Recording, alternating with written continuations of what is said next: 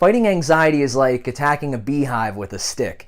My name is Kale Cap, and I can't cure you, but I can show you the way. Hey guys, in this video I'm going to tell you exactly what anxiety and depression are, and in the next video I'm going to tell you everything that I know on how to cure yourself of both of them.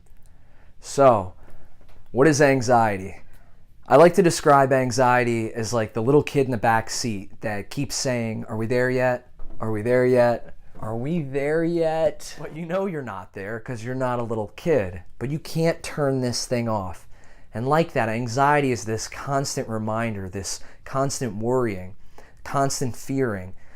It doesn't matter how much you know about the subject that you're fearing. You might know that there's nothing to worry about, or you might know that worrying about it is making it worse.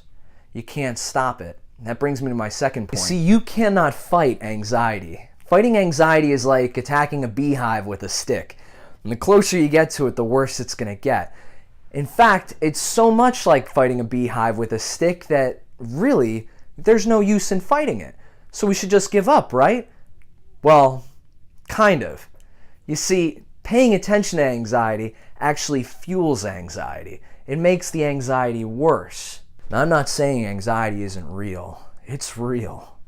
But the more we pay attention to anxiety, the worse it gets. You ever thought of something and were worried about being too worried about it?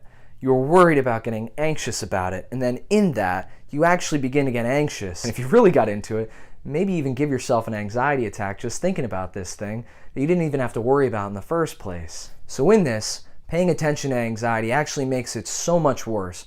Really, we should pay attention to something else. We'd be better off thinking of a box of Meow Meow kitties. At least one of them makes me smile. Quick history lesson. Old biology, new software. This brain is essentially the same brain that we've had for thousands of years. Sure, over the last 10,000 years, the human brain is actually getting slightly smaller. I wonder why. But our brains are wired for things like fear and complaining and worrying as a survival instinct. And this is why so many people do it. The brain is also constantly absorbing thought. And in this, you can't take away any thoughts, you can only add to it. And if you can only add to the brain, you might want to think about how thinking about anxiety or depression is actually making things a little bit worse for you. So if the brain is constantly cycling through old thoughts, looking for the negative things in your life, can you see how it's working against you for depression and anxiety? What is depression? Depression is a lie. I'm not saying that it's not real, but it's a lie. It's a lie that we tell ourselves. It's a lie upon another lie upon another lie. It's like the inception of lies. Depression weeds its way into all of our thoughts and makes us think that we're incapable or unworthy of things. And in this, it worms its way into every little thing that we do, constantly feeding negativity. You might actually get to a place like where I was, where you feel completely ungrateful for anything in your life at all. Depression can take a simple thing that we love to do and completely twist it and turn it around.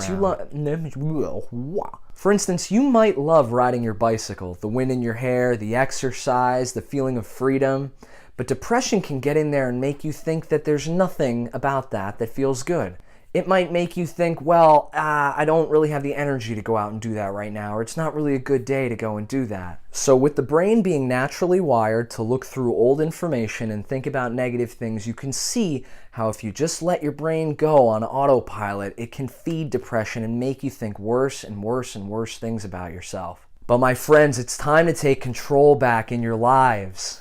Find out exactly how in my next video. I'll see you there.